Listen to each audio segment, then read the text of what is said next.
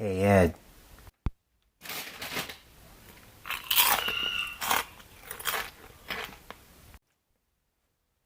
We've got a problem.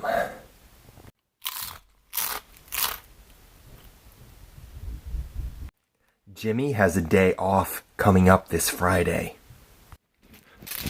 You didn't tell me sooner? He scheduled it 2 months ago. Something about an appointment he can't miss. Oh no. That's awful. What do you think we can do about it? Where is he right now?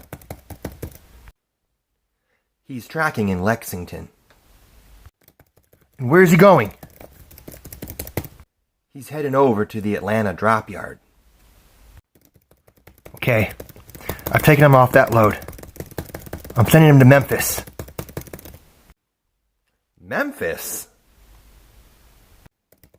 Yeah.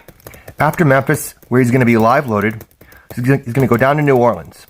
He can drop at Port Allen, then he'll grab an empty, bring it up to Montgomery, and then from there, he can bobtail to Atlanta.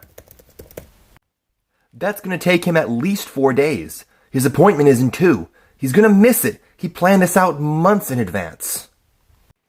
I know. Pretty good.